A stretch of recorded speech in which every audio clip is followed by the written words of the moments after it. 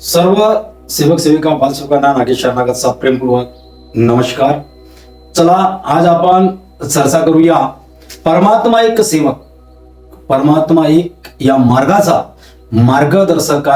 मार्गदर्शकाने शिस्तीने व शिकवणीने वागायलाच पाहिजे. आणि हा का म्हणून, आणि शिकवण आणि शिस्त खरंच त्या मार्गदर्शकामध्ये आहे का, तर यावर आपण थोडासा विचार करूया. कारण जेव्हा मानत्यागी बाबा जुमदेवजी यांनी एका भगवंताची प्राप्ती केली आणि एका भगवंताच्या प्राप्ती केल्याच्या नंतर या मार्गाचा प्रचार आणि प्रसार खेडोपाडी गावी बैल बंडी बसणे अशा साधनाने मानत्यागी बाबा जुमदेवजी यांनी दुखी लोकांपर्यंत जाऊन या मार्गाचा प्रचार आणि प्रसार केला. आणि तो पण स्वतःच्या खर्चाने, स्वतःचा वेळ देऊन. आणि या मार्गात म्हणजे मानव धर्मात या परमात्मा एकच्या मार्गात मार्गदर्शक हा मुख्य दुवा आहे. या मार्गाचा खरा दुवा मार्गदर्शक आहे.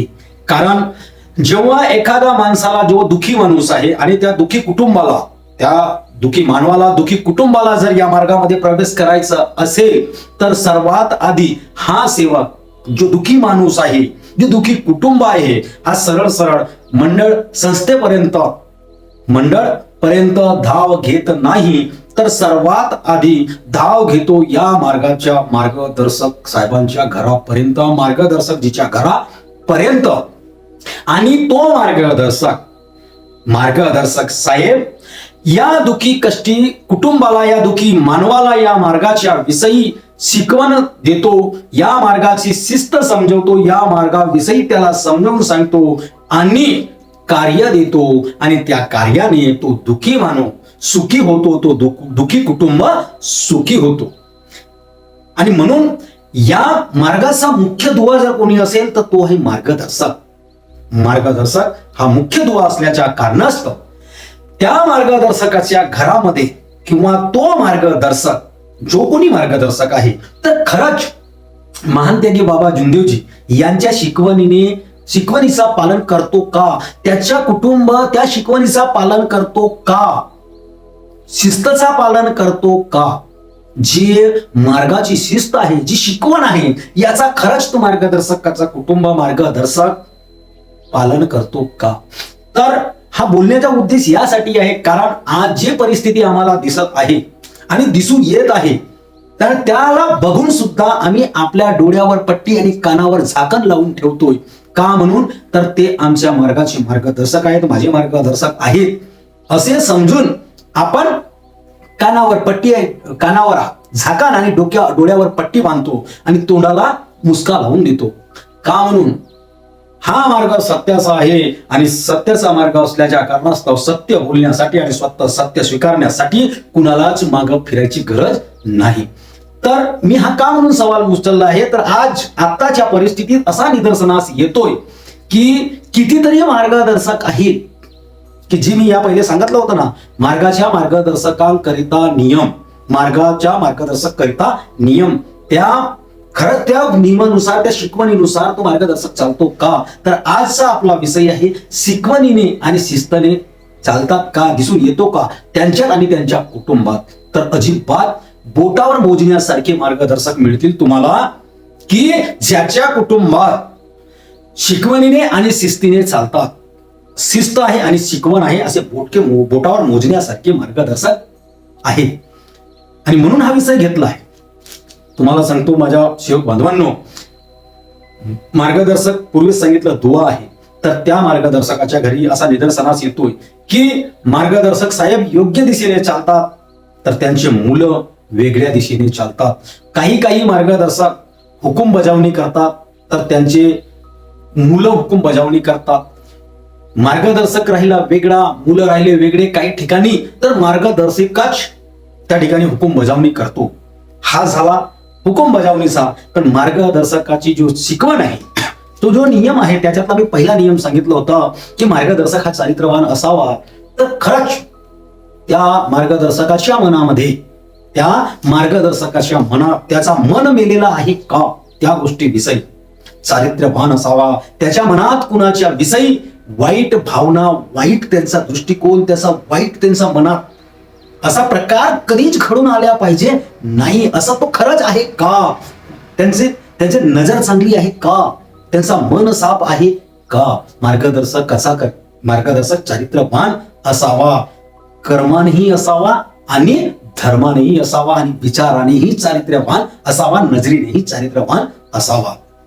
यश अपयश आज असं आहे, यश अपयश पचवता आल्या पाहिजे. पण असे कितीतरी मार्गदर्शक आहेत की ज्यांना यश आणि अपयश पचवता येत नाही. आणि या नादामध्ये त्या मार्गदर्शक साहेबांनी एका गावामध्ये 2-2, 3-3 गट करून ठेवलं आहे. तर हे खरंच बसतो का त्या शिकवणीत? असा शिकवणीत जर बसत नसेल तर त्याला मार्गदर्शक बनून काही फायदा नाही.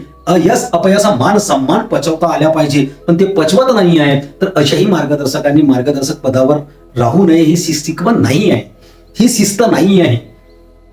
ज्या आपण म्हणतोय यश अपयशाला, कितीतरी असे मार्गदर्शक साहेब आहेत की ज्यांना मार्गाचा परमात्मा एकचा अर्थ माहित नाही, मानव धर्म काय हा समजला नाही, महानतेचे बाबा जुमदेवजीचे विचार समजले नाही, असेही लोक मार्गदर्शक आहेत. तेही मार्गदर्शक साहेबाची शिकवण नाही. त्यांची शिकवण शीलता पाहिजे, नम्रता पाहिजे, करुणा पाहिजे, दया समा शांती तेथे देवाची वस्ती आहे, प्रज्ञाशील करुणा हे जे शब्द आहेत, या शब्दानुसार खरंच त्या मार्गदर्शकाची वागणूक आहे का?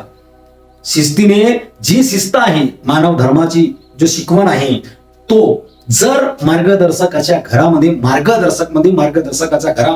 जर निदर्शनात येत नसेल तर अशा माणसांनी मार्गदर्शक राहू नये. कारण मी पहिलेच सांगितलं की मार्गदर्शक या मार्गाचा मुख्य दुवा आहे. आणि जर तुम्ही या तुमच्या परिवारातच ह्या गोष्टी दिसून येत नाही, तुमच्यातच हे गुण दिसून येत नाही, तर कोण्या उद्देशाने बाकीचे सेवक जागणार? तुम्ही कोण्या हिशोबाने लोकांना सांगणार? आज अशी नौबत आलेली आहे की आमच्याच मार्गदर्शकांच्या विचारांमुळे आज आमच्या एकाच मंडळाच्या सेवकांमध्ये या मार्गदर्शकांच्या विचारांमुळे सेवकांचे गट भाग पडले आहेत आणि एकामेकासोबत प्रेम जुळून येत नाही. तर ज्या मार्गदर्शकाच्या घरी शिस्त नाही, त्याच्यामध्येच शिस्त नाही, शिकवण नाही, तर तो मार्गदर्शक काय या मार्गाला पुढे घेऊन जाईल आणि या सेवकांना जागवेल? भेदभाव सुरू आहे. श्रेष्ठ कनिष्ठ, ज्येष्ठ श्रीमंत गरीब, चापलुसीगिरी करणे वाले अशा सेवकांना आपल्या जवळ घेतात. काही मार्गदर्शक आहेत की येचे लुत्रे तेथी लावतात, त्याच्या कल्या तेथी फैलवतात, इथं तिथं झगडे लढवतात. अशाही मार्गदर्शकांनी मार्गदर्शक पदावर राहू नये आणि या मार्गाला बदनाम, या मार्गाला खराब करू नये. आणि असे मार्गदर्शक जर कुणाच्या नजरमध्ये येत असतील, निदर्शनात येत असतील, तर अशा मार्गदर्शकांनी स्वतःहून राजीनामा द्यावा. कारण मार्गदर्शक हा साफ, निर्मळ आणि साफ सुथरा पाहिजे, शिकवणीने वागणारा पाहिजे, शिस्तीने वागणारा पाहिजे. कारण हा जो मार्ग आहे हा शिकवणीचा आणि शिस्तचा आहे. आम्हाला पाहून, आमच्या वागणुकीला पाहून समोरचा व्यक्ती आमच्या मार्गात आल्या पाहिजे. पण आम्ही काय करतोय? उलट करतोय. आम्हाला पाहून आज लोक तंद्रत आहेत. एक वेळ अशी होती की परमात्मा एक नाव घेतला, बाबा जुमदेवजीचा सेवक हा नाव घेतला, एक उदबत्तीवाला नाव जर घेतला तर आमची किंमत होत होती, आमचा सन्मान होत होता. पण आज अशी नौबत आली की या आमच्या वागणुकीने, आमच्या मार्गदर्शक साहेबांच्या वागणुकीने, शिस्तीने आज आमच्या मार्गावर गालबोट उचलण्यात येत आहे. म्हणून पहिले स्वतःच्या कुटुंबाची शिस्त आणि शिकवणीने बघावं आणि त्यानंतरच त्या पदावर आपण खरंच सक्षम आहोत का याचं चिंतन मनन करावं आणि स्वतःहून राजीनामा द्यावा.